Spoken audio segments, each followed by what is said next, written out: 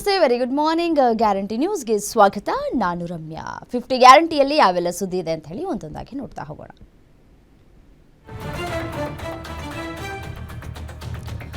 ಭಾರಿ ವಿವಾದಕ್ಕೆ ಗುರಿಯಾಗಿರುವ ಕಾಂತರಾಜು ಆಯೋಗದ ಜಾತಿಗಣತಿ ವರದಿಗೆ ಕಾಂಗ್ರೆಸ್ ಹೈಕಮಾಂಡ್ ಬ್ರೇಕ್ ಹಾಕಿದೆ. ಬದಲಿಗೆ ಮರು ಜಾತಿಗಣತಿ ಮಾಡುವಂತೆ ಸೂಚಿಸಿದೆ. ಇದಕ್ಕೆ ಸಿಎಂ ಸಿದ್ದರಾಮಯ್ಯ ಸಹ ಒಪ್ಪಿಗೆ ಸೂಚಿಸಿತ್ತು. ಈ ಸಂಬಂಧ ಸಿಎಂ ಸಿದ್ದರಾಮಯ್ಯ ಸಭೆ ನಡೆಸಿ ಸೆಪ್ಟೆಂಬರ್ 22ರಿಂದ ಅಕ್ಟೋಬರ್ 7ರವರೆಗೆ 15 ದಿನಗಳ ಕಾಲ ಸಮೀಕ್ಷೆ ನಡೆಸುವುದಕ್ಕೆ ನಿರ್ಧರಿಸಲಾಗಿದ್ದು, ಅಕ್ಟೋಬರ್ ಕೊನೆಯ ಒಳಗಾಗಿ ಸಮೀಕ್ಷೆ ವರದಿಯನ್ನು ಸಲ್ಲಿಸಬೇಕು ಅಂತ ಸಿದ್ದರಾಮಯ್ಯ ಸೂಚಿಸಿದ್ದಾರೆ. ಸಣ್ಣ ವ್ಯಾಪಾರಿಗಳಿಗೆ ಜಿಎಸ್ಟಿ ನೋಟಿಸ್ ವಿರೋಧಿಸಿ ಕರ್ನಾಟಕ ರಾಜ್ಯ ಕಾರ್ಮಿಕರ ಪರಿಷತ್ ಜುಲೈ 25ರಂದು ಕರೆ ನೀಡಿದ ಮುಷ್ಕರವನ್ನು ವಾಪಸ್ ಪಡೆದುಕೊಂಡಿದೆ. ಜಿಎಸ್ಟಿ ನೋಟಿಸ್ ಪಡೆದ ವರ್ತಕರಿಂದ 3 ವರ್ಷದ ತೆರಿಗೆ ಬಾಕಿ ವಸೂಲಾತಿ ಮಾಡುವುದಿಲ್ಲ ಅಂತ ಸಿಎಂ ಘೋಷಣೆ ಮಾಡಿದ್ದಾರೆ. ಇದರ ಬೆನ್ನಲ್ಲೇ ಸಣ್ಣ ವರ್ತಕರು ಪ್ರತಿಭಟನೆಯನ್ನ ವಾಪಸ್ ಪಡೆದುಕೊಂಡಿದ್ದು, ಸಿಎಂ ಸಿದ್ದರಾಮಯ್ಯ ನಡೆಗೆ ಸಂತಸವನ್ನು ವ್ಯಕ್ತಪಡಿಸಿದ್ದಾರೆ.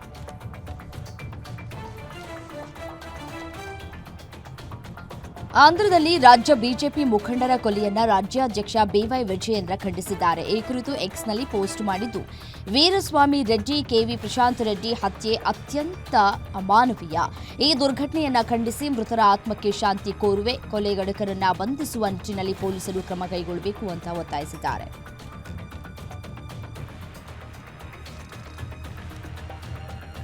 ಸಿಎಂ ಆಗಲು ನಾಗದೇವರ ಮೊರೆ ಹೋದ್ರ ಡಿಕೆಶಿ ಎಂಬ ಚರ್ಚೆ ಶುರುವಾಗಿದೆ. ಹಾಸನ ಜಿಲ್ಲೆಯ ಕಟ್ಟಕಡೆ ಗ್ರಾಮದಲ್ಲಿರುವ ನಾಗ ದೇವಸ್ಥಾನಕ್ಕೆ ಡಿಕೆ ಶಿವಕುಮಾರ್ ರಹಸ್ಯವಾಗಿ ಭೇಟಿ ನೀಡಿದ್ದಾರೆ. ಅಮಾವಾಸ್ಯೆ ಪ್ರಯುಕ್ತ ನಾಗದೇವರಿಗೆ ವಿಶೇಷ ಪೂಜೆಯನ್ನ ಮಾಡಿಸಿದ್ದಾರೆ.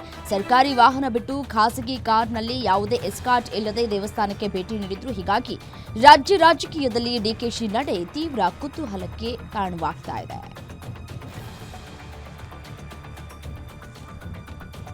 ಡಿಜೆ ಹಳ್ಳಿ ಹಾಗೂ ಕೆಜೆ ಹಳ್ಳಿ ಗಲಭೆ ಪ್ರಕರಣದ 3 ಆರೋಪಿಗಳಿಗೆ ಎನ್ಐಎ ಕೋರ್ಟ್ ಕಠಿಣ ಶಿಕ್ಷೆಯನ್ನು ವಿಧಿಸಿದೆ. ಡಿಜೆ ಹಳ್ಳಿ, ಕೆಜೆ ಹಳ್ಳಿ ಗಲಭೆ ತಪ್ಪೊಪ್ಪಿಕೊಂಡ 3 ಆರೋಪಿಗಳಾದ A14 Syed ಇಕ್ರಮುದ್ದೀನ್, A16 Syed Asif, A18 Mohammed ಅತೀಫ್ಗೆ 7 ವರ್ಷ ಕಠಿಣ ಶಿಕ್ಷೆ, ತಲಾ 46,000 ರೂಪಾಯಿ ದಂಡ ವಿಧಿಸಿ ರಾಷ್ಟ್ರೀಯ ತನಿಖಾ ಸಂಸ್ಥೆ ವಿಶೇಷ ನ್ಯಾಯಾಲಯ ಆದೇಶವನ್ನು ಹೊರಡಿಸಿದೆ.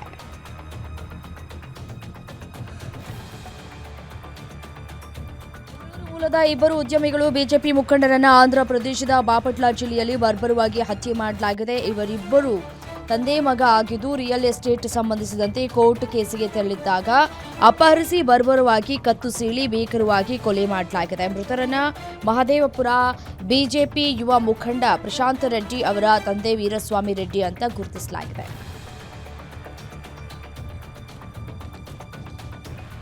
ಬೆಂಗಳೂರಿನ ಕಲಾಸಿಪಾಳ್ಯದ ಬಿಎಂಟಿಸಿ ಬಸ್ ನಿಲ್ದಾಣದ ಶೌಚಾಲಯದ ಹೊರಭಾಗದಲ್ಲಿ ಸ್ಫೋಟಕ ಪತ್ತೆಯಾಗಿದ್ದು, ಸ್ಥಳಕ್ಕೆ ಪೊಲೀಸರು, ಶ್ವಾನದಳ, ಬಾಂಬ್ ನಿಷ್ಕ್ರಿಯ ದಳ ದೌಡಾಯಿಸಿ ಪರಿಶೀಲನೆ ನಡೆಸಿದರು.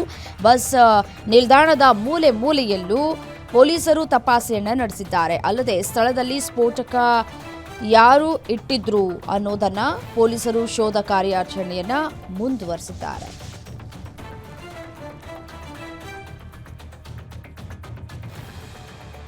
ಬೈಕ್ ಸವಾರ ಮೇಲೆ ಬೃಹತ್ ಮರ ಬಿದ್ದ ಪರಿಣಾಮ ದಂಪತಿ ಸಾವನ್ನಪ್ಪಿದ್ದು, 3 ವರ್ಷದ ಮಗು ಜಸ್ಟ್ ಮಿಸ್ ಆಗಿದೆ. ಈ ಘಟನೆ ಲಿಂಗಸಗೂರು ತಾಲೂಕಿನ ನಾಗಲಾಪುರ ಗ್ರಾಮದಲ್ಲಿ ನಡೆದಿದೆ. ರಮೇಶ್ ಮಂಜುಳಾ ಮೃತಪಟ್ಟ ದಂಪತಿಯಾಗಿದ್ದು, 3 ವರ್ಷದ ಸೌಜನ್ಯ ಎಂಬ ಮಗು ಪ್ರಾಣಾಪಾಯದಿಂದ ಪಾರಾಗಿದೆ. ಮುದಗಲ್ ಪಟ್ಟಣದಿಂದ ನಾಗಲಾಪುರಕ್ಕೆ ತೆರಳುತ್ತಾ ಇದ್ದ ವೇಳೆ ಏಕಾಏಕಿ ಮರ ನೆಲಕ್ಕೆ ಅಪ್ಪಳಿಸಿದೆ. ಸ್ಥಳಕ್ಕೆ ಮುದಗಲ್ ಪೊಲೀಸರು ಭೇಟಿ ನೀಡಿ ಪರಿಶೀಲನೆಯನ್ನು ನಡೆಸಿದ್ದಾರೆ.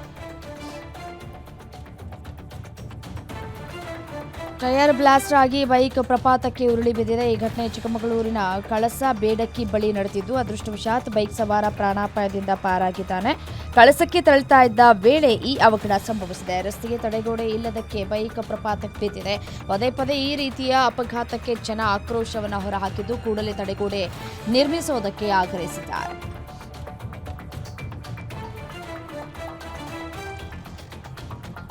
ಅಡುಗೆ ಮಾಡ್ತಾ ಇದ್ದಾಗಲೇ ಸಿಲಿಂಡರ್ ಸ್ಫೋಟವಾಗಿ ಭಾರೀ ಅವಘಡ ಸಂಭವಿಸಿದೆ. ಈ ಘಟನೆ ಶಿವಮೊಗ್ಗದ ಶರಾವತಿಯಲ್ಲಿ ನಡೆದಿದೆ. ಸ್ಫೋಟದ ತೀವ್ರತೆಗೆ ಪೀರ್ನಾ ಸಾಬ್ ಎಂಬುವರ ಮನೆ ಸಂಪೂರ್ಣವಾಗಿ ಚಕಮಾಗಿದೆ. ಘಟನೆಯಲ್ಲಿ ಸಹೀರಾ, ಪೀರ್ನಾ ಸಾಬ್, ಜಾಹೇಬಾಗೆ ಗಂಭೀರವಾಗಿ ಗಾಯಗಳಾಗಿದ್ದು, 3ರನ್ನು ನಗರದ ಮೆಗಾನ್ ಆಸ್ಪತ್ರೆಗೆ ದಾಖಲಿಸಿ ಚಿಕಿತ್ಸೆಯನ್ನ ನೀಡಲಾಗ್ತಾ ಇದೆ. ಕೆನಡಾದಲ್ಲಿ ಲೈಬ್ರರಿ ಬಾಯ್ ಕೆಲಸ ಕೊಡಿಸ್ತೇನೆ ಅಂತ ಬರೋಬ್ಬರಿ 3 ಲಕ್ಷ ರೂಪಾಯಿ ಹಣ ಪಡೆದು ಪಂಗನಾಮ ಹಾಕಿದ್ದಾನೆ. ಈ ಘಟನೆ ಉತ್ತರ ಕನ್ನಡ ಜಿಲ್ಲೆಯ ಮಾವಳ್ಳಿ ಗ್ರಾಮದಲ್ಲಿ ನಡೆದಿದೆ. ದರ್ಶನ್ ಎಂಬಾತನಿಗೆ ಆಂಟೋನಿ ಬಸ್ತಾವ್ ಲೂಯಿಸ್ ಎಂಬ ವಂಚಕ ಕೆನಡಾದಲ್ಲಿ ಉದ್ಯೋಗದ ಭರವಸೆ ನೀಡಿ ಫೋನ್ ಪೇ ಮೂಲಕ 3 ಲಕ್ಷ ಹಣ ಪಡೆದಿದ್ದ. ಆದರೆ ದುಡ್ಡು ಪಡೆದ ನಂತರ ಉದ್ಯೋಗ ಕೊಡಿಸದೆ ವಂಚನೆ ಮಾಡಿದ್ದಾನೆ. ಆರೋಪಿಯ ವಿರುದ್ಧ ಉತ್ತರ ಕನ್ನಡ ಜಿಲ್ಲಾ ಎಸ್ಪಿಯ ಸೂಚನೆಯಂತೆ 0 ಎಫ್ಐಆರ್ ದಾಖಲಾಗಿದೆ.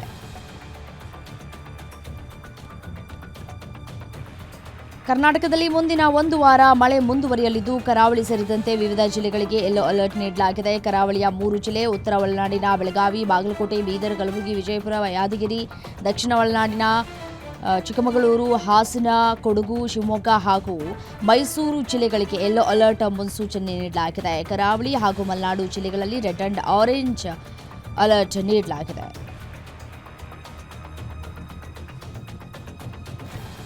ಮಂಗಳೂರಿನಲ್ಲಿ ಮಳೆಯ ಆರ್ಭಟ ಮುಂದುವರೆದಿದೆ. ಇಂದು ಭಾರೀ ಮಳೆಯಾಗುವ ಸಾಧ್ಯತೆ ಇದ್ದು ಮಂಗಳೂರು ತಾಲೂಕಿನ ಶಾಲಾ ಕಾಲೇಜುಗಳಿಗೆ ರಜೆ ನೀಡಲಾಗಿದೆ. ಮಂಗಳೂರು ತಹಶೀಲ್ದಾರ್ ರಜೆ ಘೋಷಿಸಿ ಆದೇಶವನ್ನು ಹೊರಡಿಸಿದ್ದಾರೆ.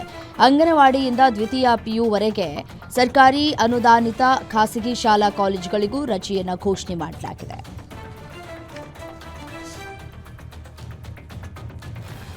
ಉಕ್ಕಿ ಹರಿತಾ ಇರುವ ನದಿ ದಾಟುವುದಕ್ಕೆ ವಿದ್ಯಾರ್ಥಿನಿ ಹರಸಾಹಸವನ್ನು ಪಟ್ಟಿದ್ದಾರೆ. ಈ ಘಟನೆ ಕಲಬುರಗಿ ಜಿಲ್ಲೆ ಸೇಡಂ ತಾಲೂಕಿನ ಸಂಗಾವಿ ಗ್ರಾಮದಲ್ಲಿ ನಡೆದಿದೆ. ಪರೀಕ್ಷೆ ಬರೆಯುವುದಕ್ಕೆ ರಾಣಿ ಎಂಬ ಯುವತಿ ಉಕ್ಕಿ ಹರಿತಾ ಇದ್ದ ಕಾಗಿಣ ನದಿಯನ್ನ ದಾಟಿದ್ದಾರೆ. BA ಅಂತಿಮ ಸೆಮಿಸ್ಟರ್ ಎಕ್ಸಾಮ್ ಬರೆಯುವುದಕ್ಕೆ ಯುವತಿ ತೆರಳುವ ವೇಳೆ ತಂದೆ ಭೀಮಶ ಕೈ ಹಿಡಿದು ನದಿ ದಾಟಿದ್ದಾರೆ. ನದಿ ದಾಟುವ ದೃಶ್ಯವನ್ನ ಸ್ಥಳೀಯರು ತಮ್ಮ ಮೊಬೈಲ್ನಲ್ಲಿ ಸೆರೆ ಹಿಡಿದಿದ್ದಾರೆ.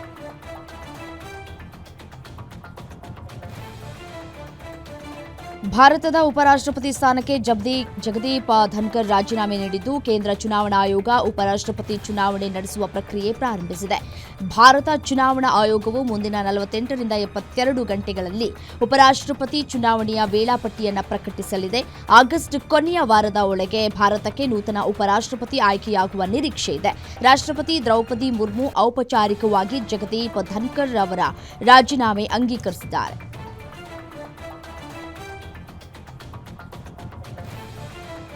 ಉಪರಾಷ್ಟ್ರಪತಿ ಸ್ಥಾನಕ್ಕೆ ರಾಜೀನಾಮೆ ನೀಡಿದ ಜಗದೀಪ್ ಧನ್ಕರ್ ಅವರ ಕಚೇರಿಯನ್ನು ಸೀಲ್ ಮಾಡಲಾಗಿದೆ ಎನ್ನುವ ವದಂತಿಯನ್ನ ಕೇಂದ್ರ ಸರ್ಕಾರ ತಳ್ಳಿಹಾಕಿದೆ. ಉಪರಾಷ್ಟ್ರಪತಿಗಳ ಕಚೇರಿ ಎಂದಿನಂತೆ ಕಾರ್ಯನಿರ್ವಹಿಸ್ತಾ ಇದೆ. ಕಚೇರಿ ಸೀಲ್ ಮಾಡಲಾಗಿದೆ ಅಂತ ಹಬ್ಬಿಸಿರುವ ಸುದ್ದಿಯಲ್ಲಿ ಯಾವುದೇ ಹುರುಳಿಲ್ಲ. ಆ ಸುದ್ದಿ ಸತ್ಯಕ್ಕೆ ದೂರವಾದದ್ದು ಅಂತ ಸ್ಪಷ್ಟಪಡಿಸಿದೆ.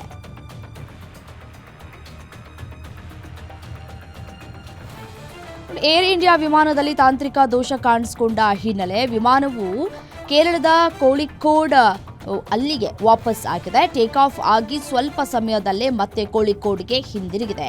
ಬೋಯಿಂಗ್ 737 ವಿಮಾನವು ಬೆಳಗ್ಗೆ 9:17ಕ್ಕೆ ಕೋಳಿಕೋಡ್ನಿಂದ ಹೊರಟಿತ್ತು. ಸ್ವಲ್ಪ ಸಮಯದ ಬಳಿಕ ಮುನ್ನೆಚ್ಚರಿಕೆ ಕ್ರಮವಾಗಿ ವಿಮಾನ ನಿಲ್ದಾಣಕ್ಕೆ ಹಿಂದಿರುಗುವುದಕ್ಕೆ ಸೂಚಿಸಿದ್ದಾರೆ. ಪ್ರಯಾಣಿಕರು ಪರ್ಯಾಯ ವಿಮಾನದಲ್ಲಿ ದೋಹಾಗೆ ತೆರಳಿದ್ದಾರೆ.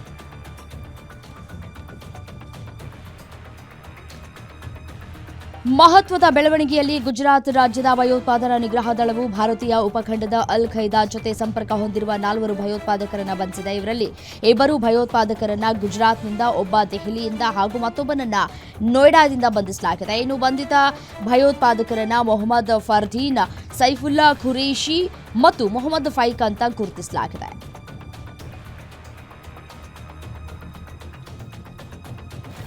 ಕಚೇರಿಗಳಲ್ಲಿ ಏನಾದರೂ ಕಾರ್ಯಕ್ರಮವಿದ್ದರೆ ಹಾಡು ಕುಣಿತವಿರೋದು ಸಾಮಾನ್ಯ. ಇಲ್ಲೊಂದೆಡೆ ವಿದೇಶಿ ಕ್ಲೈಂಟ್ನನ್ನ ಸ್ವಾಗತಿಸುವುದಕ್ಕೆ ಕಾರ್ಪೊರೇಟ್ ಉದ್ಯೋಗಿಗಳು ಕಚೇರಿಯಲ್ಲಿ ನೃತ್ಯ ಮಾಡ್ತಾ ಇರುವ ವಿಡಿಯೋ ಸಾಮಾಜಿಕ ಮಾಧ್ಯಮದಲ್ಲಿ ವೈರಲ್ ಆಗಿದೆ. ವೈರಲ್ ಆಗಿರುವ ವಿಡಿಯೋದಲ್ಲಿ ಉದ್ಯೋಗಿಗಳು ಅರ್ಜಿತ್ ಸಿಂಗ್ ರವರ ಮೈ ತೇರಾ ಬಾಯ್ ಫ್ರೆಂಡ್ ಹಾಡಿಗೆ ಕುಣಿಯುತ್ತಾ ಕ್ಲೈಂಟ್ ಅನ್ನ ಸ್ವಾಗತಿಸಿದ್ದಾರೆ. ಈ ನೃತ್ಯ ನೋಡಿದ ವಿದೇಶಿ ಕ್ಲೈಂಟ್ ಕೂಡ ಸಂತೋಷದಿಂದ ನಿಂತಲ್ಲೇ ಕುಣಿದಿದ್ದಾರೆ.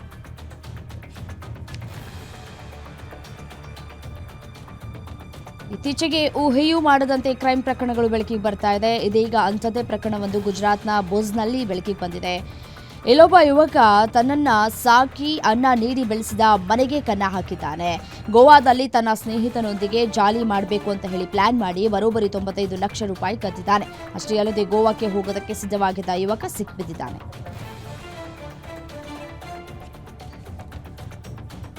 ಮೂಢನಂಬಿಕೆಗೆ ದೇಶದಲ್ಲಿ ಮತ್ತೊಂದು ಮುಗ್ಧ ಮಗು ಬಲಿಯಾಗಿದೆ. ಮಂತ್ರವಾದಿಯೊಬ್ಬನ ಮಾತು ಕೇಳಿ ತಾಯಿ ಮನೆಗೆ ತೆರಳಿದ ಪತ್ನಿಯ ಮೇಲೆ ನಿಯಂತ್ರಣ ಸಾಧಿಸುವ ಉದ್ದೇಶದಿಂದ ಪಾಪಿಯೊಬ್ಬ ತನ್ನ 5 ವರ್ಷದ ಸೋದರಳಿಯನನ್ನ ಬಲಿ ಕೊಟ್ಟಿದ್ದಾನೆ. ಈ ಅಮಾನುಷ ಘಟನೆ ರಾಜಸ್ಥಾನದಲ್ಲಿ ನಡೆದಿದ್ದು ಇಡೀ ದೇಶವೇ ಬೆಚ್ಚಿ ಬಿದ್ದಿದೆ. ಆರೋಪಿಯನ್ನ ಸರೈ ಕಾಲನ್ ಗ್ರಾಮದ ಮನೋಜ್ ಪ್ರಜಾಪತ್ ಅಂತ ಹೇಳಿ ಗುರುತಿಸಲಾಗಿದೆ. ಅದೃಷ್ಟ ಕೈ ಹಿಡಿದ್ರೆ ಕಡು ಬಡವನು ಕೂಡ ಶ್ರೀಮಂತನಾಗ್ತಾನೆ ಎನ್ನುವ ಮಾತಿದೆ. ಆ ಮಾತಿಗೆ ಈ ಘಟನೆಯೇ ಉತ್ತಮ ಉದಾಹರಣೆ ಅಂತ ಹೇಳ್ಬೋದು. ಕಾರ್ಮಿಕ ದಂಪತಿಗೆ ಬೆಲೆ ಬಾಳುವ 8 ವಜ್ರ ಲಭಿಸಿದ್ದು ಆ ಮೂಲಕ ಲಕ್ಷಾಧಿಪತಿಯಾಗಿ ಬದಲಾಗಿದ್ದಾರೆ. ಮಧ್ಯಪ್ರದೇಶದ ಛತರ್ಪುರ ಜಿಲ್ಲೆಯ ಚಿಕ್ಕ ಗ್ರಾಮವೊಂದರ ಹರ್ಗೋವಿಂದ್ ಯಾದವ್ ಮತ್ತು ಪವನ್ ದೇವ್ ಯಾದವ್ ಅವರಿಗೆ ಈ ಅದೃಷ್ಟ ಒಲಿದಿದೆ. ಸತತ 5 ವರ್ಷಗಳಿಂದ ಪನ್ನಾದ ವಜ್ರದ ಗಣಿಯಲ್ಲಿ ಹುಡುಕಾಟ ನಡೆಸಿದ್ದಕ್ಕೆ ಫಲ ದೊರೆತಿದೆ.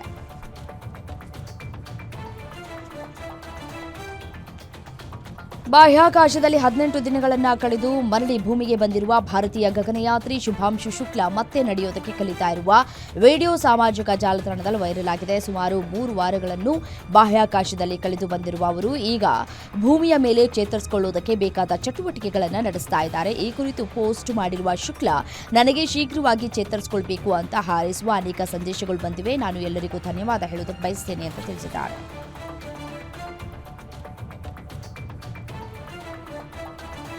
ಭಾರತೀಯ ರೈಲ್ವೆ ಇಲಾಖೆಯು ಅತ್ಯಾಧುನಿಕ ಕೃತಕ ಬುದ್ಧಿ ಮತ್ತೆ ತಂತ್ರಜ್ಞಾನವನ್ನು ಅಳವಡಿಸಿಕೊಳ್ತಾ ಇದೆ. ರೈಲು ನಿಲ್ದಾಣಗಳಲ್ಲಿ ಅಪರಾಧ ತಡೆಗಟ್ಟುವುದಕ್ಕೆ ಮತ್ತು ಮಹಿಳೆಯರು ಹಾಗೂ ಮಕ್ಕಳ ಸುರಕ್ಷತೆಗಾಗಿ ಕೇಂದ್ರ ಗೃಹ ಸಚಿವಾಲಯ ಕ್ರಮ ಕೈಗೊಂಡಿದೆ. ಬೆಂಗಳೂರು, ಮುಂಬೈನ ಛತ್ರಪತಿ ಶಿವಾಜಿ ಮಹಾರಾಜ ಟರ್ಮಿನಲ್, ನವದೆಹಲಿ, ಚೆನ್ನೈ, ಹೌರಾ, ಅಹಮದಾಬಾದ್ ಮತ್ತು ಪುಣೆ ಸೇರಿ 7 ಪ್ರಮುಖ ರೈಲು ನಿಲ್ದಾಣಗಳಲ್ಲಿ ಎಐ ಚಾಲಿತ ಮುಖ ಗುರುತಿಸುವ ತಂತ್ರಜ್ಞಾನವನ್ನು ಅಳವಡಿಸಲಾಗ್ತಾ ಇದೆ.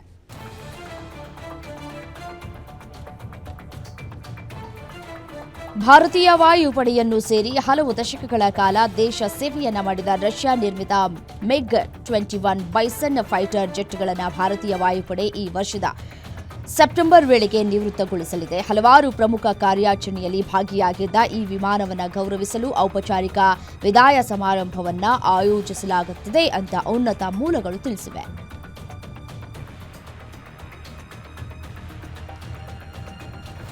ಕೈಗಾರಿಕೋದ್ಯಮಿ ಆನಂದ್ ಮಹೀಂದ್ರ ಆಗಾಗ ಸ್ಫೂರ್ತಿದಾಯಕ ವಿಡಿಯೋಗಳನ್ನು ತಮ್ಮ ಸಾಮಾಜಿಕ ಮಾಧ್ಯಮದಲ್ಲಿ ಹಂಚಿಕೊಳ್ತಾ ಇರ್ತಾರೆ. ಇದೀಗ 88 ವರ್ಷದ ವೃದ್ಧರೊಬ್ಬರು ಏಕಾಂಗಿಯಾಗಿ ಬೀದಿಯನ್ನ ಸ್ವಚ್ಛಗೊಳಿಸುವ ವಿಡಿಯೋವನ್ನು ಹಂಚಿಕೊಂಡಿದ್ದಾರೆ. ಆ ವೃದ್ಧ ವ್ಯಕ್ತಿ ನಿವೃತ್ತ IPS ಅಧಿಕಾರಿಯಾಗಿರುವ ಇಂದರ್ಜಿತ್ ಸಿಂಗ್ ಸಿಧು ಆಗಿದ್ದಾರೆ. ಸಿಧು ಅವರು ಚಂಡೀಗಢದಲ್ಲಿ ಸ್ವಚ್ಛತಾ ಅಭಿಯಾನವನ್ನು ಏಕಾಂಗಿಯಾಗಿ ಮುನ್ನಡೆಸ್ತಾ ಇದ್ದಾರೆ. ತನ್ನ ಸೆಕ್ಟರ್ 49ರ ಪ್ರದೇಶದಲ್ಲಿ ಕಸವನ್ನ ಗಾಡಿಗೆ ಹಾಕ್ತಾ ಇರುವ ವಿಡಿಯೋ ವೈರಲ್ ಆಗಿದೆ.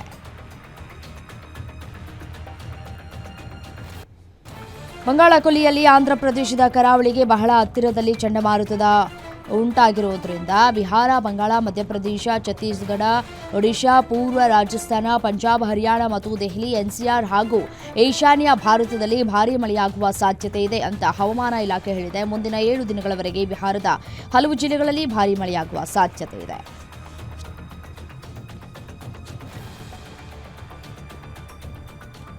ಹೈದರಾಬಾದ್ನಲ್ಲಿ ತೀವ್ರ ಮಾನ್ಸೂನ್ ಮಳೆಯಿಂದಾಗಿ ಪ್ರವಾಹ ಭೀತಿ ಎದುರಾಗಿದ್ದು ಉತ್ತರ ತೆಲಂಗಾಣದ ಹಲವಾರು ಜಿಲ್ಲೆಗಳಲ್ಲಿ ರೆಡ್ ಮತ್ತು ಆರೆಂಜ್ ಅಲರ್ಟ್ ನೀಡಲಾಗಿದೆ. ಹೈದರಾಬಾದ್ನಲ್ಲಿ ಮಧ್ಯಮದಿಂದ ಭಾರೀ ಮಳೆಯಾಗುವ ಸಾಧ್ಯತೆ ಇದ್ದು ತಗ್ಗು ಪ್ರದೇಶಗಳಲ್ಲಿ ನೀರು ನಿಲ್ಲುವ ಬಗ್ಗೆ ಎಚ್ಚರಿಕೆ ನೀಡಲಾಗಿದೆ ಎಂದು ಕೆಲ ಜಿಲ್ಲೆಗಳಲ್ಲಿ ಶಾಲಾ ಕಾಲೇಜುಗಳಿಗೆ ರಜೆ ಘೋಷಿಸಲಾಗಿದೆ.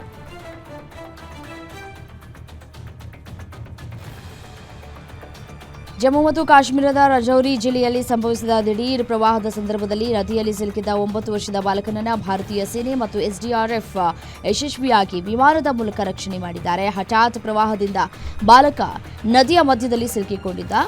ಪ್ರವಾಹದಲ್ಲಿ ಸಿಕ್ಕಿಬಿದ್ದ ಮಗುವನ್ನು ಯಶಸ್ವಿಯಾಗಿ ಹೊರತೆಗೆಯುವುದಕ್ಕೆ ರಕ್ಷಣಾ ತಂಡಕ್ಕೆ 3 ಗಂಟೆಗಳ ಸಮಯ ಬೇಕಾಯಿತು.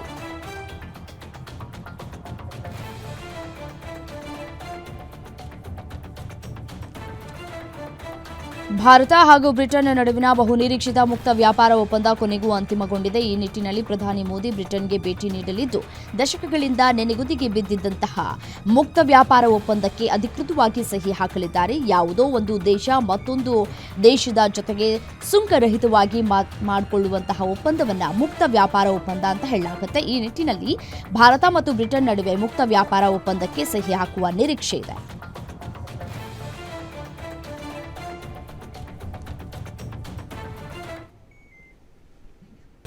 ಭಾರತ ಮತ್ತು ಚೀನಾದ ನಡುವಿನ ಶೀತಲ ಸಮರದ ನಡುವೆ ಉಭಯ ದೇಶಗಳ ನಡುವಿನ ದ್ವಿಪಕ್ಷೀಯ ಸಂಬಂಧಗಳನ್ನು ಸುಧಾರಿಸುವ ನಿಟ್ಟಿನಲ್ಲಿ ಮಹತ್ವದ ಕ್ರಮವಾಗಿ ಭಾರತವು ಸುಮಾರು 5 ವರ್ಷಗಳ ಅಂತರದ ಬಳಿಕ ಇದೀಗ ಚೀನಾದ ನಾಗರಿಕರಿಗೆ ಪ್ರವಾಸಿ ವೀಸಾ ನೀಡುವುದನ್ನು ಪುನರಾರಂಭಿಸಿದೆ. ಇಂದಿನಿಂದ ಚೀನಾದ ಪ್ರಜೆಗಳು ಪ್ರವಾಸಿ ವೀಸಾಗಳಿಗೆ ಅರ್ಜಿ ಸಲ್ಲಿಸುವುದಕ್ಕೆ ಪ್ರಾರಂಭಿಸಬಹುದು ಅಂತ ಬೀಜಿಂಗ್ನಲ್ಲಿರುವ ಭಾರತೀಯ ರಾಯಭಾರ ಕಚೇರಿ ಹೇಳಿಕೆಯಲ್ಲಿ ತಿಳಿಸಿದೆ.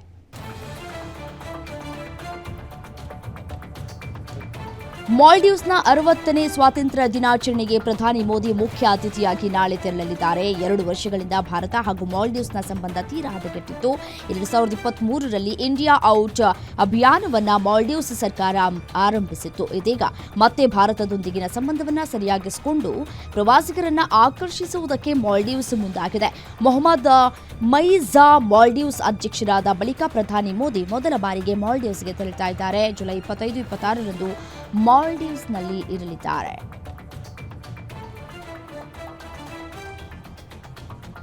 2005ರಲ್ಲಿ ಒಂದು ವೈರಸ್ ಪ್ರಪಂಚದ ಅನೇಕ ದೇಶಗಳಲ್ಲಿ ವಿನಾಶವನ್ನ ಉಂಟು ಮಾಡಿದ್ದ ಚಿಕನ್ ಗುನ್ಯಾ ಇದೀಗ ಮತ್ತೆ ವೇಗವಾಗಿ ಹರಡುವುದಕ್ಕೆ ಪ್ರಾರಂಭಿಸಿದೆ. ಅಪಾಯವನ್ನ ಗಮನದಲ್ಲಿ ಇಟ್ಟುಕೊಂಡು ವಿಶ್ವ ಆರೋಗ್ಯ ಸಂಸ್ಥೆ ಗಂಭೀರ ಎಚ್ಚರಿಕೆ ನೀಡಿದೆ. ಏಷ್ಯಾ ಮತ್ತು ಯುರೋಪಿನ ಅನೇಕ ದೇಶಗಳಲ್ಲಿ ಈ ಪ್ರಕರಣಗಳು ನಿರಂತರವಾಗಿ ಹೆಚ್ಚುತ್ತಿವೆ. ಆತಂಕಕಾರಿ ವಿಚಾರ ಕೂಡ ಆಗಿದೆ. WHO ವೈದ್ಯಕೀಯ ಅಧಿಕಾರಿ ಡಯಾನಾ ರೋಜಾಸ್ ಅಲ್ವಾರೆಜ್ ಅವರು ಪ್ರಸ್ತುತ 119 ದೇಶಗಳಲ್ಲಿ ಸುಮಾರು 560 ಕೋಟಿ ಜನರು ಚಿಕನ್ ಗುನ್ಯಾ ಸೋಂಕಿನ ಅಪಾಯದಲ್ಲಿದ್ದಾರೆ ಅಂತ ಹೇಳಿದೆ.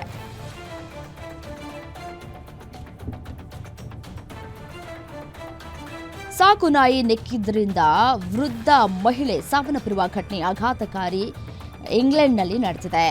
ಯುಕೆಯ ನಾರ್ಫೋಕ್ನಲ್ಲಿ 83 ವರ್ಷದ ಜೂನ್ ಬ್ಯಾಕ್ಟರ್ಸ್ ಎಂಬ ಮಹಿಳೆಯೊಬ್ಬರ ಕಾಲಿಗೆ ಜೂನ್ 29ರಂದು ಗಾಯವಾಗಿತ್ತು. ಅವರ ಮನೆಯಲ್ಲಿದ್ದಂತಹ ಸಾಕು ನಾಯಿ ಅವರ ಕಾಲಿನ ಗಾಯವನ್ನು ನೆಕ್ಕಿತು. ಇದರಿಂದಾಗಿ ಸಾಕು ಪ್ರಾಣಿಗಳ ಬಾಯಿಯಲ್ಲಿ ಸಾಮಾನ್ಯವಾಗಿ ಕಂಡುಬರುವ ಬ್ಯಾಕ್ಟೀರಿಯಾದಿಂದ ಉಂಟಾಗುವ ತೀವ್ರವಾದ ಸೋಂಕು ತಗುಲಿ ಆ ವೃದ್ಧೆ ಮೃತಪಟ್ಟಿದ್ದಾರೆ.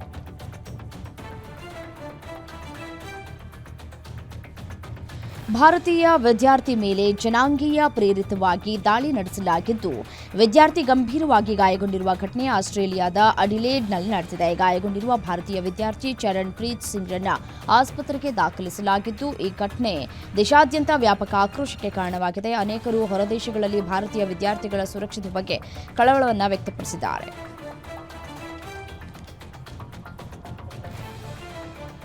ಬಾಂಗ್ಲಾದೇಶದಲ್ಲಿ ನಡೆದ ಸೇನಾ ಜೆಟ್ ದುರಂತದಲ್ಲಿ ಗಾಯಗೊಂಡವರಿಗೆ ಚಿಕಿತ್ಸೆ ನೀಡೋದಕ್ಕೆ ಭಾರತವು ತಜ್ಞರು, ವೈದ್ಯರು ಮತ್ತು ದಾದಿಯರನ್ನ ಢಾಕಾಗೆ ಕಳುಹಿಸಿದೆ. ಬಾಂಗ್ಲಾದೇಶದ ರಾಜಧಾನಿ ಢಾಕಾದ ಉತ್ತರ ಪ್ರದೇಶದಲ್ಲಿರುವ ಮೈಲ್ ಸ್ಟೋನ್ ಶಾಲೆ ಕಾಲೇಜಿಗೆ ಮಿಲಿಟರಿ ಜೆಟ್ ಅಪ್ಪಳಿಸಿ ಸುಮಾರು 25 ಮಕ್ಕಳು ಸೇರಿ 31 ಮಂದಿ ಸಾವನ್ನಪ್ಪಿದ್ದಾರೆ. ಇದರಲ್ಲಿ ಅನೇಕರು ಗಾಯಗೊಂಡಿದ್ದಾರೆ. ಇವರಿಗೆ ಚಿಕಿತ್ಸೆ ನೀಡೋದಕ್ಕೆ ಭಾರತದಿಂದ ಸುಟ್ಟ ಗಾಯಗಳ ತಜ್ಞ ವೈದ್ಯರ ತಂಡವನ್ನು ಢಾಕಾಗೆ ಕಳುಹಿಸಲಾಗಿದೆ. ಪಾಕಿಸ್ತಾನ ತಾನು ಹೆಮ್ಮೆಯಿಂದ ಹೇಳಿಕೊಳ್ಳುವ ತನ್ನ ಬಳಿ ಇರುವ ಶಾಹೀನ್ ಕ್ಷಿಪಣಿ ತೋರಿಸಿ ಜಗತ್ತಿಗೆ ಎದುರಿಸ್ತಾ ಇತ್ತು. ಆದರೆ ವರದಿಯ ಪ್ರಕಾರ ಪಾಕಿಸ್ತಾನ ಸೇನೆಯ ಶಾಹೀನ್ 3 ಬ್ಯಾಲಿಸ್ಟಿಕ್ ಕ್ಷಿಪಣಿ ಪರೀಕ್ಷೆ ವಿಫಲವಾಗಿದೆ. ನಿನ್ನೆ ಪಾಕಿಸ್ತಾನ ಶಾಹೀನ್ 3 ಕ್ಷಿಪಣಿ ಪರೀಕ್ಷೆ ನಡೆಸಿದ್ದು ಅದು ಬಲೂಚಿಸ್ತಾನ್ನಲ್ಲಿ ಬಿದ್ದಿದೆ. ಈ ಕ್ಷಿಪಣಿ ನಿಯಂತ್ರಣ ತಪ್ಪಿ ಗುರಿ ತಪ್ಪಿದೆ. ಕೇವಲ 500 ಮೀಟರ್ ದೂರದಲ್ಲಿ ಬಿದ್ದಿದೆ. ಶಾಹೀನ್ 3 ಕ್ಷಿಪಣಿ ವಿಫಲವಾಗಿದೆ ಅಂತ ಸ್ಥಳೀಯ ಬಲೂಚ್ ನಾಗರಿಕರು ವಿಡಿಯೋವನ್ನ ಹಂಚಿಕೊಂಡು ಬಿಡುಗಡೆ ಮಾಡಿದ್ದಾರೆ.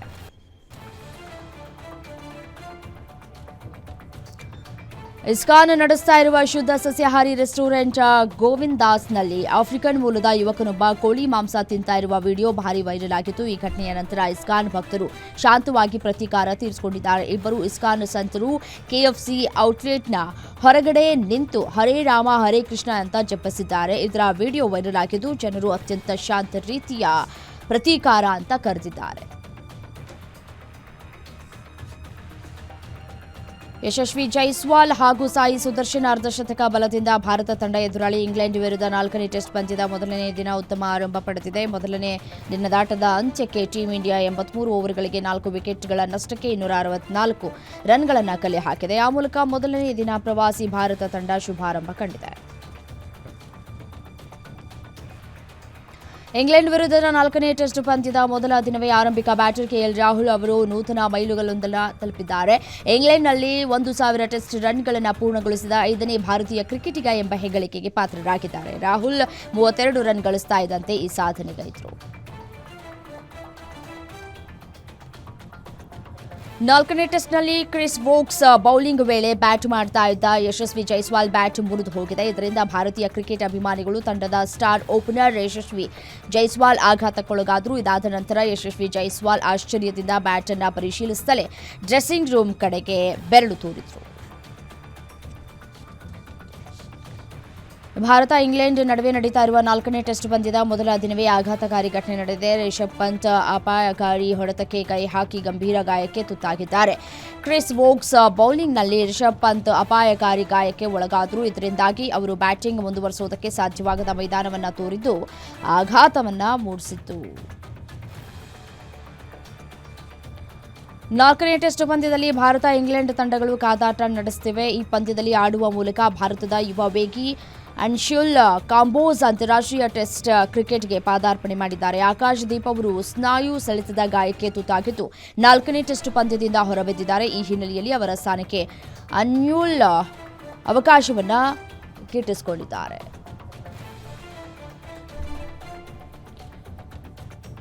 ಭಾರತ ಇಂಗ್ಲೆಂಡ್ ತಂಡಗಳ ನಡುವಣ ನಾಲ್ಕನೇ ಟೆಸ್ಟ್ ಪಂದ್ಯ ಆರಂಭವಾಗಿದೆ. ಭಾರತ ತಂಡ ತನ್ನ ಪ್ಲೇಯಿಂಗ್ ಎಕ್ಸೈನಲ್ಲಿ 3 ಬದಲಾವಣೆಗಳನ್ನು ಮಾಡಿಕೊಂಡಿದೆ. ಕರುಣ್ ನಾಯರ್ ಸ್ಥಾನಕ್ಕೆ ಸಾಯಿ ಸುದರ್ಶನ್ಗೆ ಅವಕಾಶ ನೀಡಲಾಗಿದೆ. ಅಂದಹಾಗೆ ಕರುಣ್ ನಾಯರ್ಗೆ ಅವಕಾಶ ನೀಡದ ಬಗ್ಗೆ ಅಭಿಮಾನಿಗಳು ಸೋಷಿಯಲ್ ಮೀಡಿಯಾದಲ್ಲಿ ಸಿಕ್ಕಾಪಟ್ಟೆ ಚರ್ಚೆಯನ್ನು ನಡೆಸ್ತಾ ಇದ್ದಾರೆ.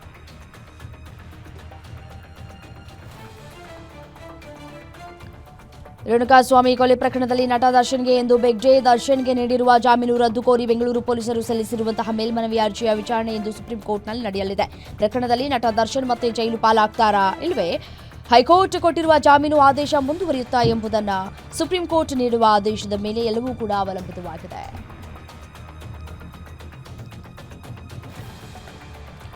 ನಟ ದರ್ಶನ್ ಪ್ರಸ್ತುತ ಥಾಯ್ಲೆಂಡ್ನಲ್ಲಿದ್ದಾರೆ. ಪತ್ನಿ ಮಗನ ಜೊತೆ ರಿಲ್ಯಾಕ್ಸ್ ಆಗಬೇಕು ಅಂತ ಹೇಳಿ ಚಿತ್ರೀಕರಣದ ಬಳಿಕವೂ ಅಲ್ಲಿಯೇ ಉಳಿದುಕೊಂಡಿದ್ರು. ಆದರೆ ಅಸಲಿಯಾಗಿ ಅವರಿಗೆ ಅಲ್ಲಿಯೂ ನೆಮ್ಮದಿ ಇಲ್ಲದ ಸ್ಥಿತಿ. ಕಾರಣ ಇವತ್ತು ಅವರ ಜಾಮೀನು ಭವಿಷ್ಯ ನಿರ್ಧಾರವಾಗುತ್ತೆ. ಇದೀಗ ನಾಳೆ ದರ್ಶನ್ ಬೆಂಗಳೂರಿಗೆ ವಾಪಸ್ ಆಗಲಿದ್ದಾರೆ ಅಂತ ತಿಳಿದು ಬಂದಿದೆ.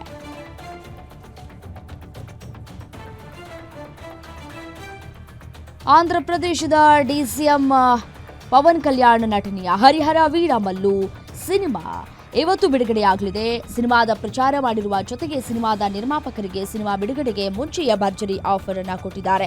ನಿರ್ಮಾಪಕ ಎಆರ್ ರತ್ನಂ ಅವರಿಗೆ ಆಂಧ್ರಪ್ರದೇಶ ಸಿನಿಮಾ ಅಭಿವೃದ್ಧಿ ಸಮಿತಿಯ ಅಧ್ಯಕ್ಷ ಸ್ಥಾನವನ್ನು ನೀಡ್ತಾ ಇದ್ದೇನೆ ಅಂತ ಸಿನಿಮಾ ಪ್ರಚಾರದ ವೇಳೆ ಘೋಷಿಸಿದ್ದಾರೆ.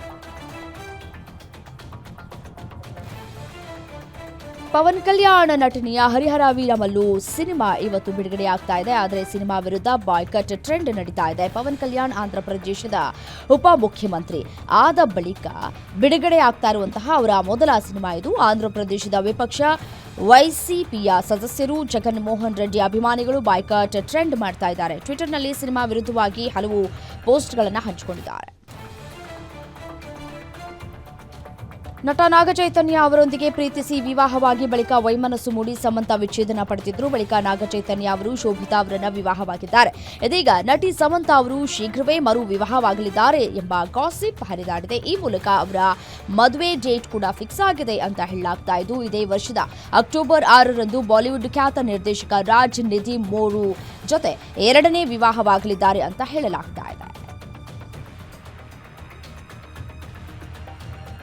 ಯಶ್ ಅವರ ತಾಯಿ ಪುಷ್ಪಾ ನಿರ್ಮಾಣ ಮಾಡಿ ಕೊತ್ತಲವಾಡಿ ಸಿನಿಮಾದ ಟ್ರೇಲರ್ ಬಿಡುಗಡೆಯಾಗಿದ್ದು, ಸಿನಿಮಾದ ಕಥೆಯ ಬಗ್ಗೆ ನಿರೀಕ್ಷೆಯನ್ನ ಇಟ್ಟುಕೊಳ್ಳಬಹುದು ಅಂತ ಚೀರಿ ಹೇಳ್ತಾ ಇದೆ ಟ್ರೇಲರ್.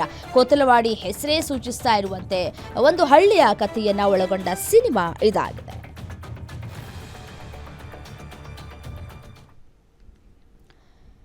ಇವಿಷ್ಟು 50 ಗ್ಯಾರಂಟಿಯ ಹೈಲೈಟ್ಸ್. ನೋಡ್ತಾ ಇರಿ ಗ್ಯಾರಂಟಿ ನ್ಯೂಸ್, ಸುದ್ದಿ ಖಚಿತ, ನ್ಯಾಯ ನಿಶ್ಚಿತ.